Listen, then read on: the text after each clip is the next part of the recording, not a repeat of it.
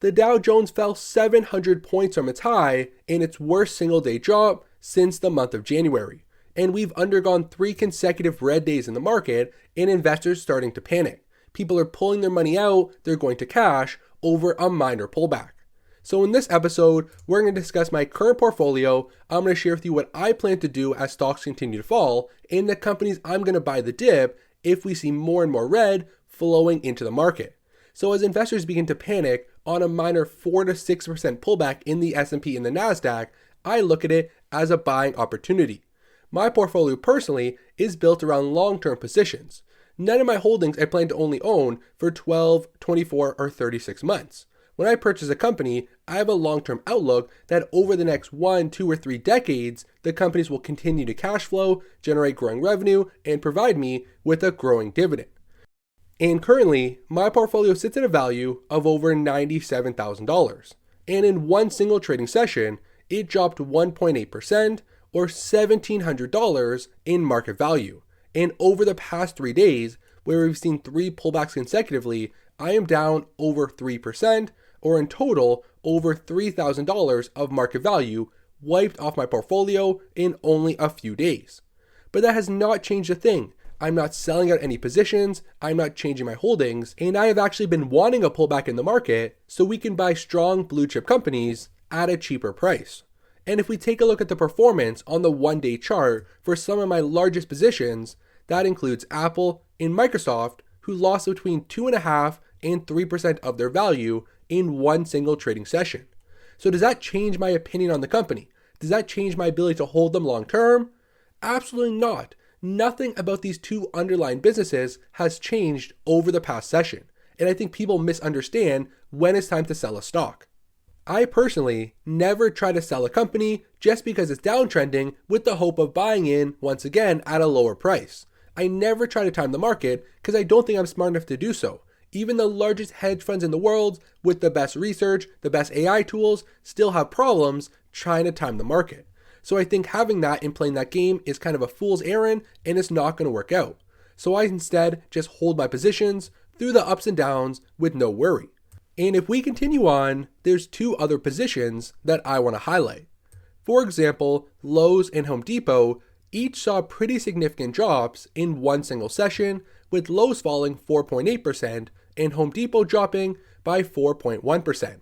But when you think about these businesses, nothing has changed. Their stores are not closing down, and if I was happy to own the stock last week when it was 5% higher, I'm even happier to own the stock right now at its current level so I can buy more of these strong companies for a much cheaper price tag. So I just want to start off the video by giving you my understanding of the market. I know what's going on, the fears of inflation, and all the different news headlines that are impacting this overall performance, but I'm just telling you from my personal portfolio, I am not worried, I'm not selling anything, and that's why I like being a dividend growth investor. Because over these 3 days in the red, when a lot of people who are primarily focused on growth have seen all of their returns wiped out, nothing has changed in terms of my passive income. Yes, the overall value of my portfolio has fallen by over 3% or over $3,000. My annual passive income from my holdings has not changed. We still sit at the $2,219, so without working, my passive income continues to flow in.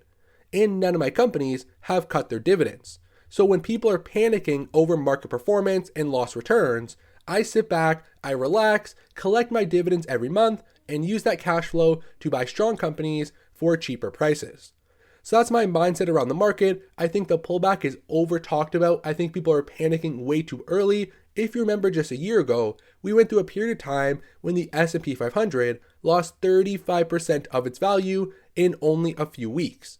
So a 4 to 5% pullback is nothing to panic about. Use the opportunity to buy some dips, hold some cash, and if it continues to fall, I believe you'll be able to find great prices for companies that used to be overvalued. So now we're going to continue on in the episode, and I'm going to share with you 2 stocks I have at the top of my watch list, and I plan to start positions in if they continue to downtrend over the upcoming weeks. If we see any more pullbacks, these are 2 companies I plan to add to my portfolio. I don't own them just yet. They provide nice dividends in strong sectors with nice financials and growing expectations for the upcoming years. And the first stock is ticker QCOM, which is Qualcomm. They currently trade for $124, and over the past 12 months, they are still up by 60%, but have undergone a major pullback from their 52-week high. The company has a market cap at $145 billion, and they're trading with a very, very low forward PE of only 16.5 for the tech and semiconductor industry. And right now, the company has a current yield just above 2%. And according to Morningstar, they are trading below their true estimated fair value, which sits right around $133. So buying a company with strong future growth projections below its estimated fair value is what I like to achieve for my portfolio. And we can see from a 52-week high of around $165, Qualcomm has now fallen over 24%, back down to its current level. So I believe now may be a great opportunity to buy the dip, and this company is at the very top of my watch list. I'm going to be monitoring it over the next few trading sessions, and if we see it continue to fall, I will start a position in this semiconductor company. And if we take a look at their recent performance, for Q1 2021, they performed extremely well. Their handsets grew 79% in revenue year over year. Their front end grew 157%, automotive was up 44%, and their Internet of Things saw a 48% increase in total revenue year over year. So across their entire business, all of their sales set record highs. And this was the strongest first quarter in the company's history, with $8.2 billion of quarterly revenue and EPS of $2.17.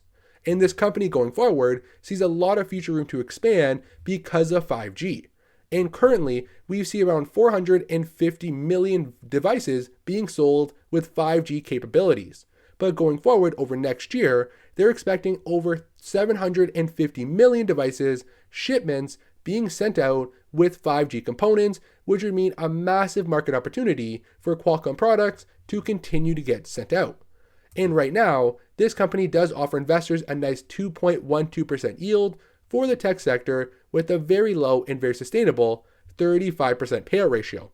And over the longer term, Qualcomm has done an amazing job of increasing their quarterly payment to shareholders from only 22 cents back in 2011 all the way up to 68 cents per share per quarter starting in 2021. So along with the long-term share price appreciation of over 147% for the past 5 years, you continue to collect a growing quarterly dividend. And right now, that payment is considered safe, coming in with an 80 according to Simply Safe Dividends, so not worried about a short-term cut coming anytime soon. And if we take a quick look at the company's financial statements, over the long term, revenue was somewhat flat, but with a major uptick over the trailing 12 months to $29.4 billion in total sales. And if we take a look at their net income, once again, setting a new high of over $8 billion in the past 12 months. And taking a look at the company's balance sheet, current short-term assets of right around $18.3 billion compared to short-term debt of only right around $9 billion. So a very strong current ratio, right around 2, and very sustainable over the short term. And currently, the company has total liabilities, let's round and say $30 billion, versus total assets of $37 billion. And what's important to know is that Qualcomm continues to grow without needing to acquire other businesses. Their intangibles are actually going down, and their goodwill has been maintained steady with a slight decrease year over year. So that means the company is growing naturally without just acquiring other businesses to fund their future growth operations. And if we take a look at analyst perspective on the company, currently they are considered a buy with 9 strong buys, 14 buys, 8 holds, and only 1 single sell. Over the past 6 quarters, they have beaten their guidance expectations every single time, and going forward, we're expecting some massive increases to their total revenue for the next few years. And with regard to share price appreciation, analysts are forecasting 27% annual growth for each year, 5 years going forward, and at their current level, the share price of $124 is well below the 12-month expectation of $170 per share, and we can see the buy rating on the company. So a lot of implied upside to get to the analyst price target over the shorter term. So Qualcomm is the first company I may start a position in if it continues to downtrend over the next few days. I like the close to 25% decline from its highs. It's estimated to be undervalued, and I think the company will bring in growing revenue thanks to 5G expansion over the upcoming years. So definitely a brand I'm going to take a look at, a low PE company that I think is attractive right around their current level. And now if we take a look at the second stock I have on my watch list, just behind Qualcomm, it is ticker BLK, which is BlackRock, the largest asset management company in the world that currently trades for $823 per share. And right now, the company has a market cap at $130 billion, trading with a forward PE of only 23 and a current dividend yield right around 2%. So this is a financial company that I believe has one of the strongest business models in the industry right now. And over the long term, they have performed extremely well, growing by 142% over the past 5 years. And recently, we have seen a slight pullback in the shares of around 5.7%, but I'm hoping for a lot more to come. I hope this company can fall 10 or 15%, and if they do, I will gladly start a position. And right now, after their Q1 report, they announced they have over $9 trillion in assets under management. They are the world leader, and $9 trillion is absolutely insane. And in the first quarter, they added over $300 billion of cash inflow into their portfolio. And we can see how it's broken down. The AUM of $9.01 trillion as of March 31st, 2021 is broken down as 58% from institutions, and this is the market leader in institutional investors. And then ETFs, they own the iShares program with a huge suite of products beloved by investors all around the world, and that makes up around 31%. And then the retail investors, like you and I, make up around 11% of their assets under management. And if we take a look at the region, 66% currently from the Americas and the remaining from the rest of the world. And then of course right now, equity is the largest top product type, followed by fixed income. And overall, this portfolio is continuing to grow. I like what BlackRock is doing, offering low-cost alternatives to some high-end mutual funds, but they also offer those high-end fee funds for different types of investors. So they have products tailored towards everyone. And over the past few years, they have maintained a high level of profitability with a margin right around 44%, and their trend in net income is going in the right direction, hitting new highs all the time. And if we take a look at this company, they've done a great job with their capital management and rewarding their investors. Over the long term, their annual dividend does continue to grow, and it increased to $4.13 per quarter for 2021. And we can see here the average weighted shares outstanding, so how many shares there are on the market, is going in the right direction and is trending downwards. That means the company is buying back more shares than they're putting out, meaning the investors who own the company, each share that you own is getting more and more valuable every single year. So from 159.3 all the way down to 154 over the past 2 years is a very strong sign for people holding this company long term. And if we take a look at that dividend, a yield right around 2%, a very sustainable payout ratio of only 44% of their net income, and currently their 5-year dividend growth rate is at 11.2% per year. So you're getting a nice double-digit increase to your annual cash flow, which is a great sign. And currently, their dividend has the second highest rating possible, coming in at a 98, and is considered very safe. So essentially this means over the short and medium term, very, very unlikely we see a dividend cut coming from BlackRock anytime soon. And now if we take a look at the company's financial statements, starting off with the income statement, we can see every single year like clockwork, total revenue continues to grow. As more and more people are investing in the market, their assets under management continues to grow, they're collecting more fees, total revenue has hit a record high of $16.9 billion in the trailing 12 months. So as a potential investor in this company, seeing continuous expansion in their total top line is a very strong sign. And overall, this is a very profitable company. They've generated $5.3 billion of total net income over the past year on just around $17 billion of total revenue. So a net profit margin above 25% is very sustainable and allows for great profitability continuing going forward.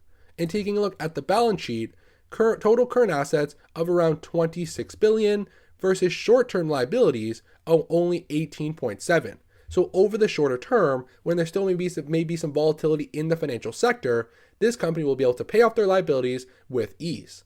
And if we take a look at the analyst expectations, currently the stock is considered a buy with 4 strong buys, 10 buys, and 2 holds, and no one is selling out of this company. And right now, over the past 6 quarters, they have beaten expectations every single time with one slight beat of only 1.7%. And going forward, in terms of annual revenue, we're expecting some massive growth of over 15% next year, followed by another 10+% throughout 2022. And in terms of total share price appreciation, analysts are forecasting around 12 to 13% growth every single year going forward. And currently, the share price of $823 is below the 12-month expectation of $906, and the company is considered a buy, coming in with a 1.9. So overall, both BlackRock and QCOM are 2 companies I plan to take a look at, keep my eye on over the next few days, and may start a position in my financial freedom portfolio. So now we're going to wrap up the video. I want to thank you for watching all the way to the end. Of course, we started out where I shared with you my opinion on the market downtrend as of late, and then we took a look at both Qualcomm and BlackRock, 2 companies I may buy into if they continue to fall. So thank you for staying to the end. I really appreciate the support. Please hit that like button, subscribe, and join the community if you already haven't done so, and I will see you in tomorrow's video.